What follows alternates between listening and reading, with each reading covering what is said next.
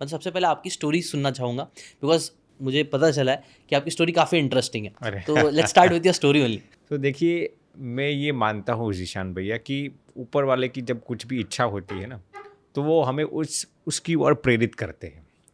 इसमें हमारा महज पुरुषार्थ नहीं होता, उसमें भगवान की भी इच्छा प्रेरणा सब होती है।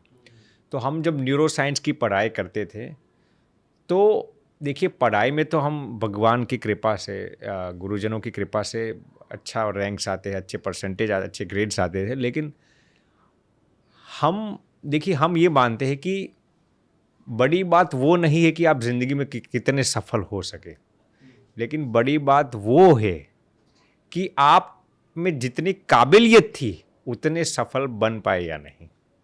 सफलता तो मान लीजिए आपने हासिल कर ली, लेकिन वो सफलता इतनी आपने प्राप्त की कि जितनी आपके अंदर काबिलियत थी। यदि आपके अंदर ज़्यादा काबिलियत थी और आपने सफलता उस हद तक पार नहीं की, तो मैं उसको सफलता ही नहीं मानता। शायद दुनिया के दृष्टिकोण से आपने कुछ एक्स्ट्रा ऑर्डिनर कर लिया है, समझ लेकिन एक्स्ट्रा ऑर्डिनरी होने की आपके अंदर काबिलियत थी और आप वो प्राप्त नहीं कर पाए, तो मैं उसको भी एक निष्फलता ही मानता हूँ। तो अपनी देखिए, कैपेबिलिटी से कम करना। हाँ, अपनी कैपेबिलिटी से कम करना। तो देखिए, पढ़ाई में तो हमारा मन था पहले से, हम पहले से ही साइंस की और हमारा रुझान था न्यूरो साइंस में।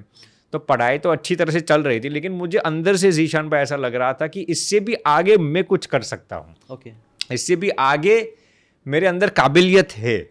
तो अंदर से मुझे एक ऐसा विचार आ रहा था कि I want to enjoy the extreme level of happiness. देखिए, इस दुनिया में कोई भी बंदा हो, वो कुछ भी चीज़ करता क्यों है? हैप्पीनेस के लिए तो करता है। एंटरप्रेन्योर बिजनेस करेगा, कोई भी इंसान कोई भी चीज़ करेगा, हैप्पीनेस। पैसा भी इंसान क्यों, अल्टीमेट डेस्टिनेशन तो उसका हैप्पीनेस ही है। इंसान प्रसिद्ध क्यों होना चाहता है? क्योंकि उसने ऐसा मान लिया है कि प्रसिद्धि से मुझे आनंद मिलेगा।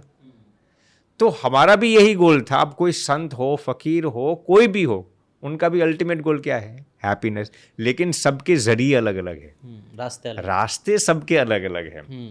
तो फिर हमने ये सुनिश्चित कर लिया कि हमें हैप्पीनेस चाहिए। फिर हमने शास्त्रों का अध्ययन करना शुरू कर दिया। वो हैप्पीनेस मिलेगा हमें कैसे? तो इसका मेन तरीका यही है कि आप दूसरों के लिए निस्वार्थ भाव से जिए।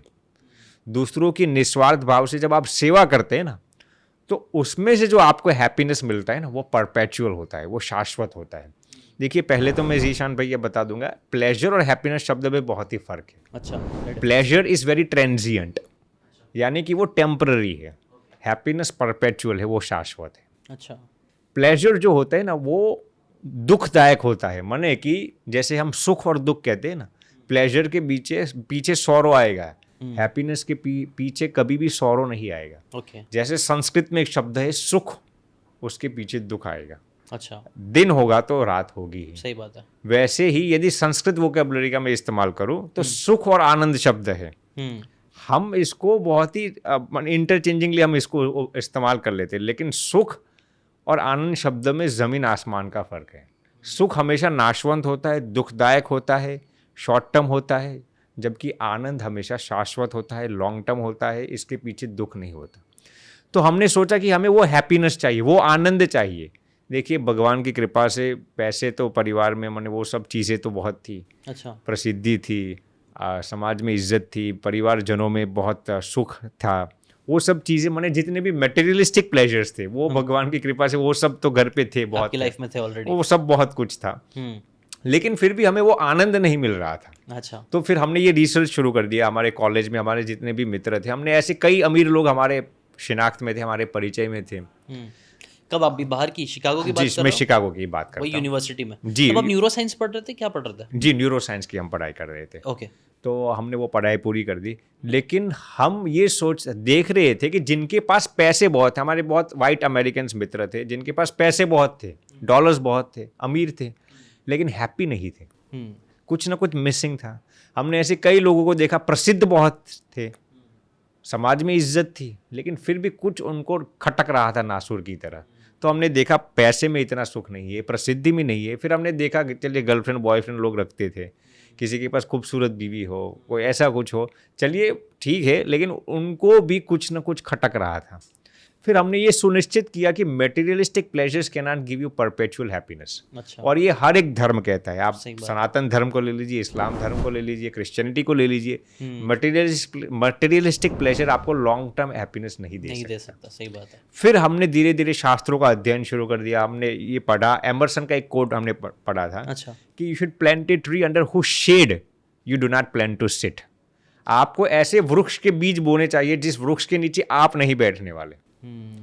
उसी से आपको जेन्युइन हैप्पीनेस मिलता है। फिर हमने सोचा ये हैप्पीनेस कहाँ से मिले, चलिए हम न्यूरो साइंस पढ़ाई कर लिए, अच्छी जॉब सैलरी सब मिल जाए, क्या उससे क्या होगा।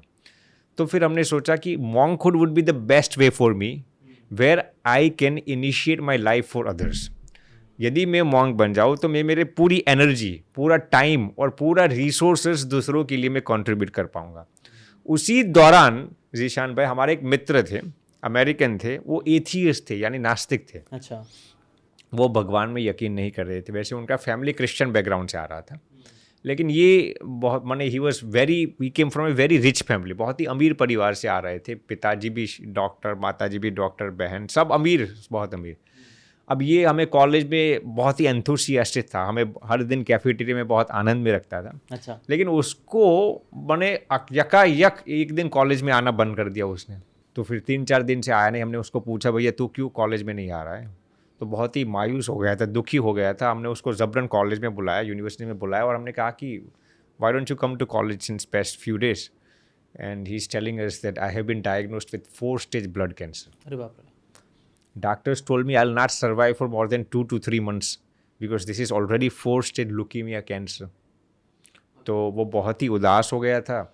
और फिर हमने उसको कहा कि भैया आप चिंता मत करो, कुछ ना कुछ भगवान अच्छा करेंगे। वो कहता है यार भगवान शब्द न मत लाओ मेरे सामने, मैं भगवान को मानता ही नहीं, कोई भी धर्म के भगवानों में मानता ही नहीं, क्यों आप भगवान भगवान कर रहे हो। तो वो मानने के लिए तैयार नहीं था। फिर हुआ क्या जीशान भाई, जिस दिन वो हम सबको मिलकर घर पे जाता है ना, तो भगवान उसके स्वप्न में आते हैं। अच्छा। उसके स्वप्न में आते हैं और उसको कहते हैं, इंग्लिश में कहते हैं कि I cure your cancer. Real incident की मैं बात करता हूँ, आई क्योर योर कैंसर। ये बंदा मानने के लिए तैयार नहीं था। चलिए दूसरे दिन फिर उठ गया, फिर उसने किसी को बताया नहीं, उसको लगा ये सब हेलुसिनेशन से, कल्पना है, क्योंकि मुझे ऑलरेडी मरने के विचार आ रहे हैं, तो उसी से मेरे ड्रीम्स क्रिएट होते होंगे। दूसरे दिन वही ड्रीम, उसके वही स्वप्न उसके अंदर आया। भगवान कहते आई क्योर योर कैंसर। ये बंदा ठीक है, दूसरे दिन भी उसको नॉर्मल सब चीज़ें लगी। तीसरे दिन वही भगवान उसके स्वप्न में आते हैं, उसके सिर पर हाथ रखते हैं और कहते हैं कि don't worry I cure your cancer. English में उससे बात करते हैं, ये ड्रीम में आता है। तो तीसरे दिन लगातार ऐसी चीज़ें हुई उससे। तो तीसरे दिन फिर वो चौथे दिन कॉलेज में आता है और कहता है कि यार कोई भगवान मेरे स्वप्न में आते हैं और कहते हैं कि आई क्योर योर कैंसर, ये सब सुपरस्टिशन क्या है। फिर उसने उस वक्त हमें गूगल में वो टाइप करके वो फोटो दिखाई, ऐसे ही कुछ थे। हमने कहा ऐसा ही कुछ है। तो फिर वो बंदा मानने के लिए तैयार नहीं था, लेकिन फिर भी ये मेरे हेलुसिनेशंस हो सकते हैं। तो हमारे साथ एक इंडियन महिला थी, वो कहता है कि यदि भगवान आपके स्वप्न में आते हैं तो ये कभी भी गलत नहीं हो सकता। अच्छा। और ये शायद हर एक धर्म और मजहब में है। भगवान यदि आपके स्वप्न में आते हैं तो वो गलत नहीं हो सकता, आप उसको इग्नोर मत कीजिए। आपके लिए एक बहुत ही महत्वपूर्ण संकेत है। और वो भी भगवान आपको कहते हैं कि आई क्योर योर कैंसर। वो बंदा अस्पताल में आने के लिए तैयार नहीं थे, वो जो इंडियन लड़की थी, और हम उसको जबरन अस्पताल में ले जाते, उसकी सीटीज, एमआरआईज और ब्लड रिपोर्ट्स करवाते, and you'll be flabbergasted to hearken Zeeshan भाई, उसका 4 स्टेज का ल्यूकेमिया एब्सोल्युटली नॉर्मल आ गया। अच्छा। Doctors were not ready to believe this. तो हमने उसको दूसरे अस्पताल में जाकर, हमें भी तसल्ली नहीं थी, दिस कुड बी रॉन्ग। दूसरे अस्पताल में जाकर सीटीज, एमआरआईज, ब्लड रिपोर्ट्स करवाते हैं, and 4 stage leukaemia blood cancer came out to be absolutely normal. ये बंदे को ऐसा लगा कि यार ये कैसे हो सकता है, मैं तो भगवान में यकीन ही नहीं कर रहा था, ये कैसे हो सकता है। उस दिन से वो बंदा बहुत ही आस्तिक हो गया। अच्छा। और ये इंसिडेंट ने हमने बहुत ही इंस्पायर किया, इंस्टिगेट किया, प्रोपेल किया, मोटिवेट किया कि यदि भगवान एक नास्तिक के लिए भी इतना कर सकते हैं, तो यदि हम हमारी ज़िंदगी भगवान के लिए समर्पित करें तो भगवान हमें कितनी सहायता कर सकते हैं। So this incident really instigated me and propelled me to initiate monkhood. अच्छा, तो ये स्टोरी ने आपको मतलब बहुत ज़्यादा मोटिवेट किया कि चलो ये इस पाथ को लेते हैं। इस पाथ को लेते हैं जी। Very interesting. और हमारे ऐसे कई मित्र भी थे जीशान भाई, अलग अलग बैकग्राउंड से। जैसे कि इस्लामिक बैकग्राउंड से भी हमारे कई मित्र थे, क्रिश्चियनिटी में से कई सनातनी कई मित्र। तो हम अक्सर ऐसी धार्मिक चर्चाएं जैसे माने सब हम करते ही रहते थे। हम अच्छा, डिस्कशन होता रहता है, हेल्दी होता डिस्कशंस। रहता है। वेरी जी, नाइस। हाँ, जी जी जी। अच्छा, आपने बहुत बहुत इंटरेस्टिंग स्टोरी बताई और आपने कई सारी बातें करी जो मुझे लगता है सोचने वाली है और समझने वाली है। जैसे आपने वर्ड्स के एग्जांपल्स भी बताए कि खुशी, आनंद का डिफरेंस बताया। कई बार हम वर्ड्स को भी ना बहुत ऐसे रैंडमली यूज़ करते हैं, जी। उसका हम अर्थ नहीं समझते हैं कई बार। तो आपने उस वर्ड्स को भी बहुत अच्छे से, खुशी, आनंद, दुख, सुख को बहुत अच्छे से एक्सप्लेन किया। अगर आपको ये बातें काम की लगी होगी तो do check out the full podcast यार, जाके देखो, डिटेल में चीज़ों को समझो, तब ज़्यादा अच्छे से समझ में आएगा, ज़्यादा अच्छे से आप अपनी ज़िंदगी में चीज़ें अप्लाई कर पाओगे। Thanks so much and subscribe this channel.